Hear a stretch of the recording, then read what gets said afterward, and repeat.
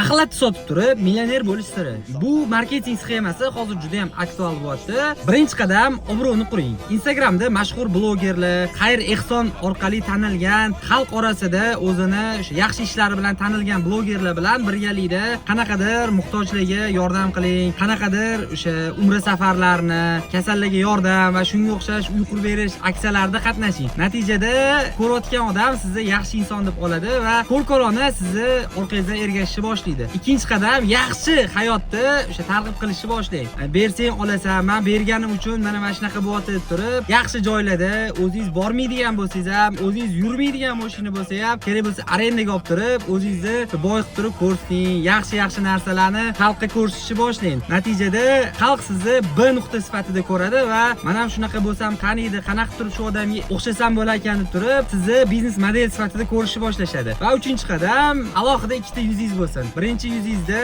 o'sha Instagramda yaxshi odam sifatida xayr-ehson bo'lsa, ikkinchi yuzingiz bilan axlat narsani xalqqa qizib bering. Va sizga negativ yozadiganlar orqasidan mana bunaqa xayr ishlari bor bu odamni, siz ham shu odamga o'xshaylik, havas qilgan deb turib, sizni yoningizda oladigan o'sha alohida o'zingizni to'dingiz, o'zingizni jamoangiz bo'ladi va har qanaqa qilgan axlat, mumkin emas bo'lgan ishlaringiz ham xalq orasida to'g'ri qabul qilib ketiladi va xalq sizga o'xshashga harakat qilishni boshlaydi. Yana qanaqa qo'shimchalar qilsa bo'ladi bu biznes modelga? Bu biznes model bilmadim, hozirgi paytda juda ham trend bo'lib qolibdi. Alloh insof bersin.